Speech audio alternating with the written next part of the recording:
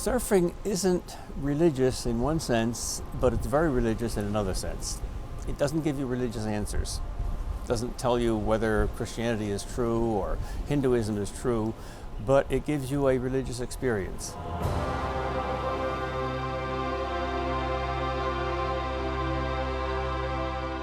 It's not an accident that the barrel of a wave is called the Green Cathedral. It doesn't look like a cathedral, but it feels like a cathedral. It feels holy. It feels as if there's something from the other side of the universe coming through, the fundamental energy of existence.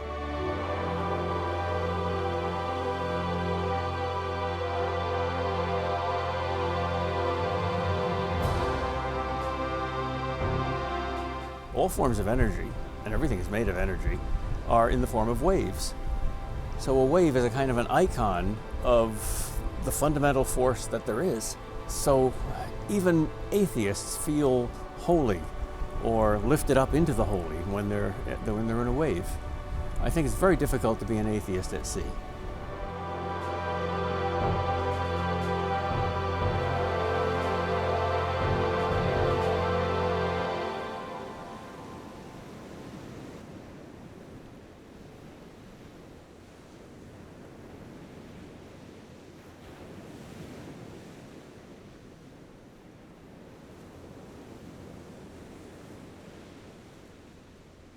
My name is Peter Kreeft. I'm a professor of philosophy at Boston College.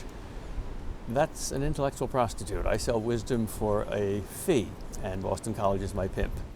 I'm here at this beach house to give a kind of retreat in writing to prospective surfers in the form of a letter. I'm convinced that there's a deep connection between surfing and spirituality. I see the power and majesty of the ocean, and it reminds me of the power and majesty of God. And I see the beauty of my surroundings in the sky and the clouds, and that automatically makes me think of the beauty of God. And because we're sinners, even though we're walking towards our goal of heaven, we sometimes have setbacks, or we stumble and fall. Surfing's like that because, when you're paddling against the waves, you have to keep paddling. If you stop paddling, you're just going to get pushed all the way back to shore.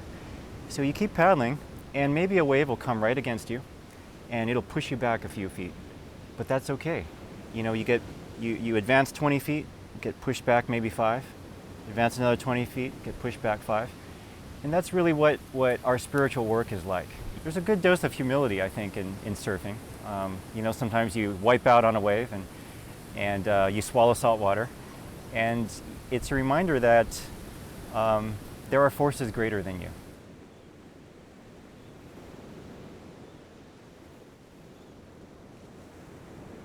Hi, my name is Father Gabriel Gillen. I'm a Dominican friar with the province of St. Joseph. Even as a kid, when I was out surfing in the ocean, I'd feel the presence of God. I felt this playfulness of God in creation. I'd go down hoping there were waves each day. I remember praying as a kid for waves, and anytime there were waves, I really felt like God answered my prayers. When you're surfing and you have a great day and you're out there enjoying everything, thankfulness just springs up from your heart. And it's kind of odd to be thankful and not have anybody to thank. And I think that's what automatically happens when you're out surfing. There's so many times surfers call it being stoked.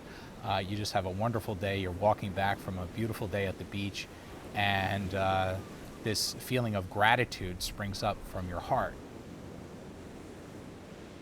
I'm Giselle, and I'm from Australia, but I'm living in LA now. Surfing has always been at the top of my list, and also just to really experience Hawaii and the Hawaiian culture, and also to grow stronger in my faith.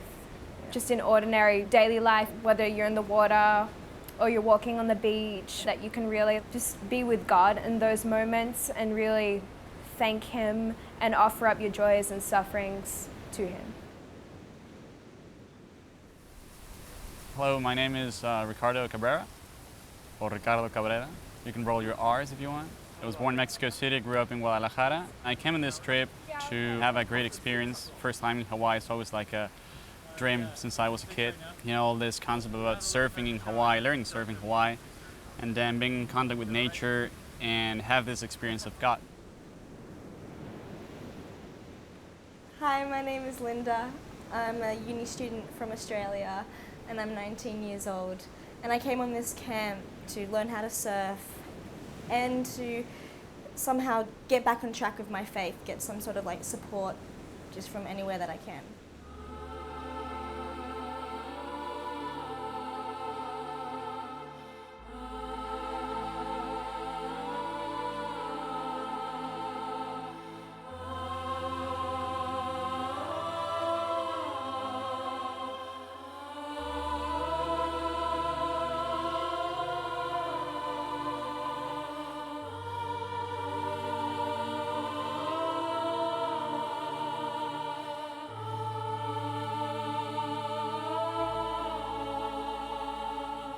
If you're not a surfer, I want to make you one because I want to share this love with you. If you are a surfer and you don't realize what surfing is ultimately all about, namely it's got something to do with God, then I want to open that door for you. Because life is more than the land and surfing is more than the sea. In fact, the sea is to the land what God is to everything, the surrounding ultimate mystery. I want to write a book or a letter or a series of them to potential surfers to become surfers and surfers to become spiritual surfers, surfers in the realm of spirit. If I can get that across, I shall have fulfilled the meaning of my existence.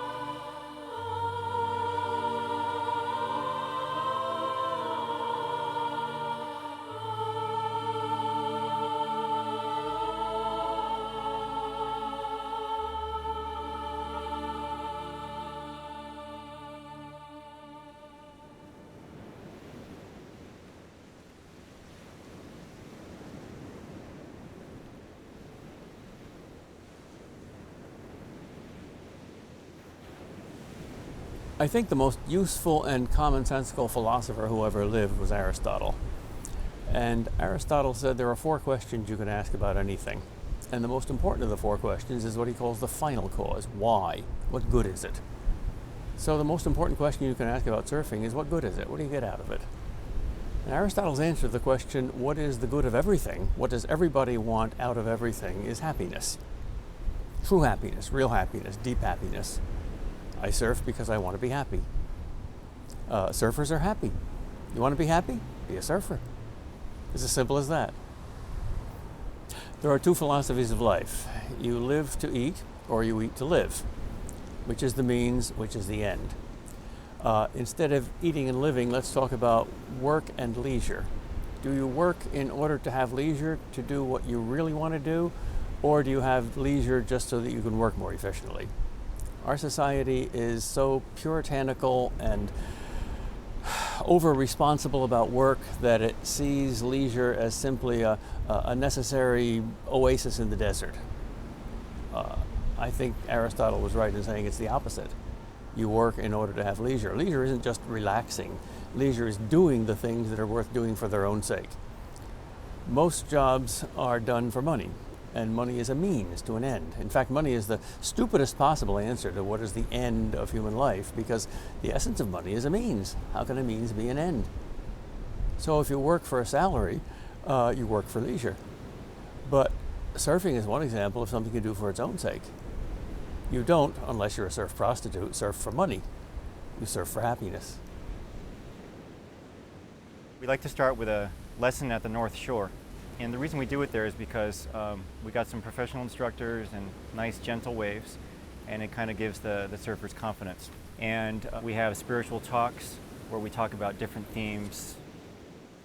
Well, as you know, the subject of this talk, well, I like to call it a discussion, because at the end, feel free to ask questions and we can talk about it and we can argue about it and fight about it. But, the idea of this discussion is to talk about the existence of God, which, as you know, is the very foundation of our faith. Now, the first thing about faith that I think is really important to talk about from the outset is the fact that faith is a gift. Faith is a gift. Faith isn't just something that you decide to have. Faith is a gift from God. Okay, think of it as a lifeline. You're out there drowning in the ocean, and the lifeguard has to throw you that floaty, right? The circular one that you like to play in the pool. And that circular floaty is attached to a line. Well, that lifeline is our faith, and the one who throws us the lifeline is God. So faith, first and foremost, is a gift. Okay, I believe that our camp is an apologetics camp. Our main audience is young adults, people who've been exposed to the faith, who maybe have some deep questions, who maybe even have doubts about fundamental things like the existence of God, or the church. How can we even trust the church? Is organized religion all a bunch of hooey? Whatever deep questions that young adults might have that maybe they're afraid to ask their parents. Over here, in an informal atmosphere, they can, deal with those. Maybe not always out loud, but at least think about them.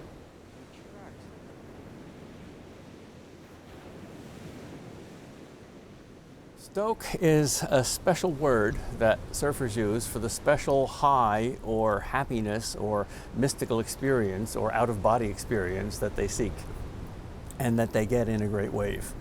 Is Stoke a genuine mystical experience? If you define mystical experience not by its object, but by its psychological condition, I think you have to say it is. Because I would say that an authentic mystical experience has to have God as its ultimate cause and its ultimate object. And you can be an atheist and have an experience of Stoke. So there's no conscious relationship to God. Yet what happens to your soul is it's ripped out of your body. And this cage of ego, it's not the skin that's the cage, it's the ego that's the cage. The bars of this cage come loose, so that you fly free and you either don't know who you are, or you identify with all things, or you identify with the sea, or you identify with this person that you're totally in love with. And this loss of self-consciousness frees you from all fear. And it's a real high. One of the things surfing does for just about everybody, including me, is it's a time machine.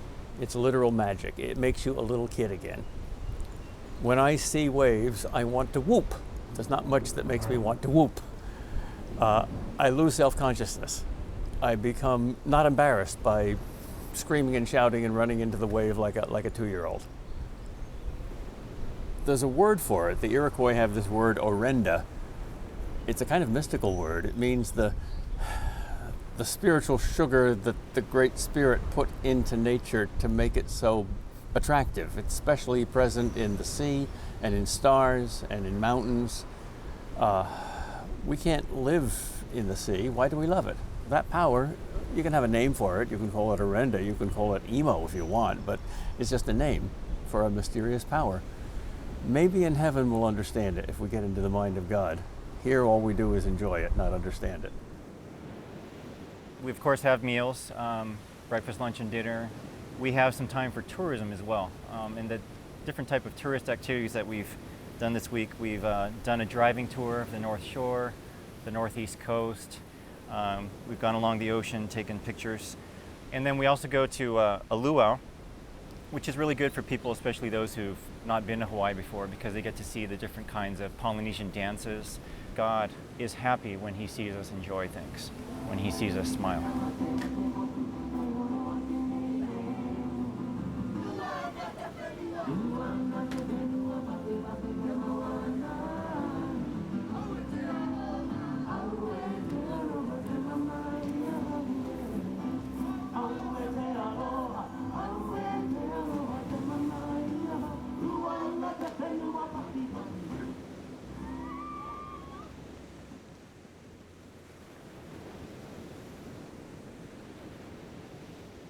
Christianity is like surfing in that it is its own end.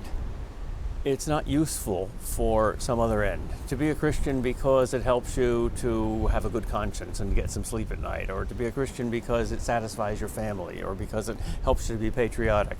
That's like prostitution. Money's not bad, but you shouldn't love for money. And these other things like family and patriotism are good, but you shouldn't be a Christian in order to be patriotic. There's only one honest reason for being a Christian, or for that reason for not being a Christian, because it's true. There's not many things in most of our lives that we love for their own sakes, as distinct from for some practical, useful reason. So if even something as simple as surfing can give us that freedom from pragmatism and from utilitarianism, it can be an introduction to higher things, and ultimately the highest thing of all, because God, if he exists at all, must be the ultimate end and not a means to any other end whatsoever. I was about 27 when I had the idea of the surf camp, and I started it in California. I started in the year 2001, first 8 years of the camp we did in California. And then, since I'm from Hawaii, I decided to move it to Hawaii because I thought it might be a little more attractive. You know, Hawaii is world famous for its surf. So I did move it to Hawaii in 2009, and that's where it's been since. One way that this camp has helped me a lot is that it's really kind of forced me to think about things in a deep way, to come up with analogies that might make sense to people. And in that process, it's helped me to understand my own faith even more.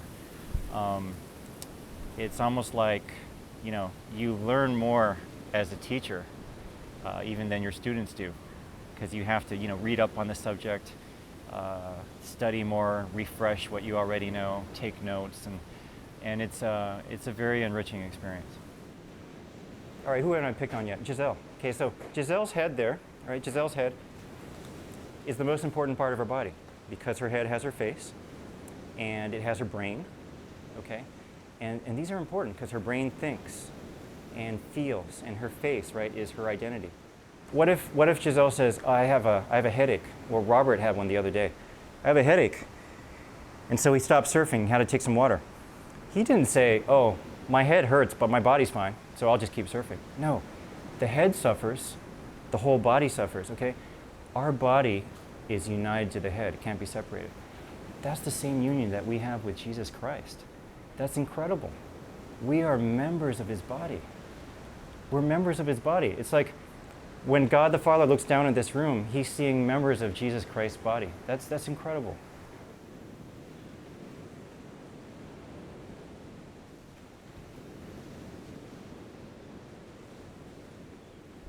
The sea is a natural symbol for God for a number of reasons. First, it's the biggest thing you ever see with your eyes in this world. I know the Andromeda galaxy is much bigger, but you don't see that spread out in space as you do the sea. It can occupy your whole vision. It's like a 7 trillion ton grandmother who lives in your backyard. You have to account for her. Every day you say, how's she doing? What's she doing? You can't ignore her. One of the surfer's best rules is never, never, never turn your back on the sea. She's big. And she's beautiful, and yet she's unpredictable. She's wild. If you don't know that God is wild, you don't know God. If you think God is tame and predictable, if God is simply, for you, the last equation in the system, that's not God. God is wild, like the sea. He's also dangerous. Aslan, the great lion in C.S. Lewis's Chronicles of Narnia, is said to be not safe. In fact, he's terrible, but he's good, like God. If he was safe and good, he'd be boring. He'd be a nice teddy bear. For a lot of people, religion is the teddy bear. The heck with teddy bears. When you grow up, you want wild stuff.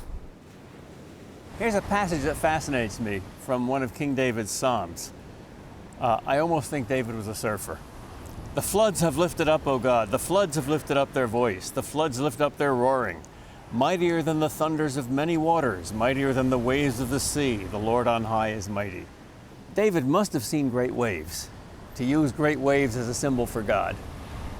There are not many great waves in the Mediterranean. How often does the international surfing competition meet at the Mediterranean? But at least once in his life, he must have seen a great storm, and it stuck in his mind forever. He couldn't forget it. And that was a natural symbol for God. Not a nice sunset, not a quiet pond, not a tree, but a storm. You know, I grew up surfing. I grew up in Hawaii. And for me, it was almost automatic to see the beauty of God in nature. And even at a young age, I would sometimes be awed by a rainbow or by a sunset that are, those are beautiful here. And I would just think to myself, all this comes from God, and it's so beautiful. And if these things are so beautiful, how much more beautiful must the Creator be? Faith is something that we have to ask God for. He gives it, and then since it's a gift, we should thank God for it and appreciate that gift. And since it is a gift, it's freely given, and it's also freely received. It's both. God freely gives it, and we freely receive it. He allows us to find Him in nature, to sense Him in our heart, in our conscience, in our sense of truth. But He never forces us to believe.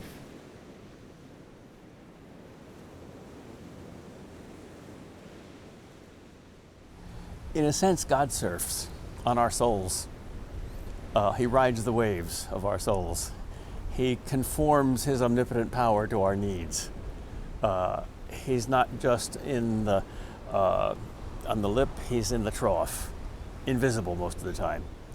And I think in heaven we surf on God. One of the verses in the scriptures that I have to interpret non-literally is, there's no sea in heaven. If there's no sea in heaven, you can't surf. And surfing is an icon of heaven, and everything that's symbolized here is real there. So there's got to be the best surfing there. So the great sea on which we surf, I think, is God Himself. And those waves are perfect. So there's just kind of a final meeting to wrap everything up. And I want to just summarize the camp. We talked a lot about explaining different questions, answering questions. We've talked about theological things, philosophical things, scientific, historical. But see, all of that is knowledge that helps us. But there's something even much deeper. The knowledge means nothing if you don't have a relationship with Christ. And so some of you, of course, already have this. You pray every day. Others, might pray a little less. I don't know. Only God knows, because only God can read your soul. But what I would encourage all of us to do is to go deeper in our spiritual life. If we're busy, if you go back to your work schedule, school schedule, you find you're busy, just realize it's always possible to make time for God. Put Him first in your schedule, and well, I think a lot of us will see each other again somehow.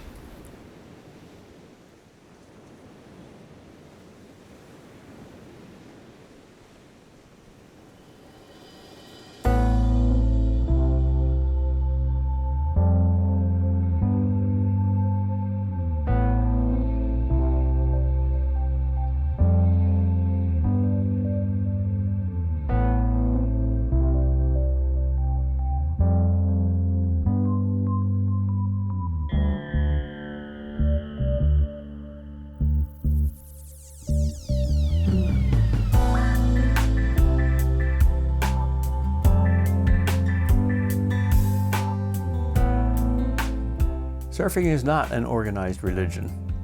It's more like a disorganized religion. But it's not so disorganized that it has no commandments. In fact, it has 10. And they're very similar to the 10 you already know from Moses. 1.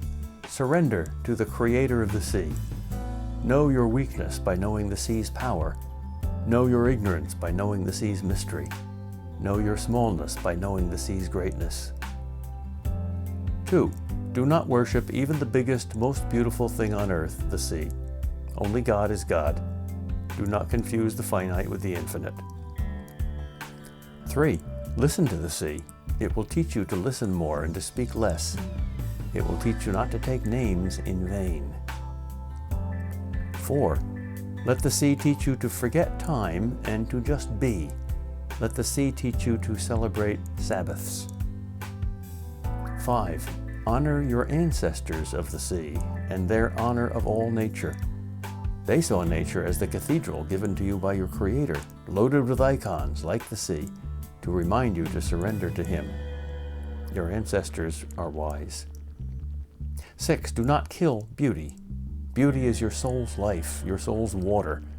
You need beauty more than you need power or wealth or even knowledge. Use power and wealth and knowledge to preserve beauty. 7. Do not commit adultery with the sea. Do not adulterate the sea. Preserve her purity and yours. Do not sell her or use her. Love her and all God's gifts. Use and sell your creations. Love and appreciate God's. 8. Do not steal. Be grateful for what you have. God has given you the world's best and biggest toy, the sea. Play in it. 9. Do not lie. Be as sincere as seawater. 10. Do not believe the lies of covetousness or greed or lust. The sea is not a problem to be solved, but a mystery to be enjoyed. The sea is like life that way. It is also like life in that it possesses nothing, but gives all things, gives all life forms. So be like the sea. Be a giver, not a grabber.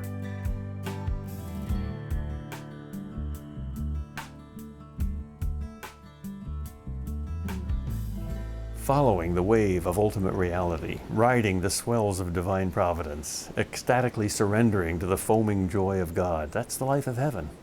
And that's surfing.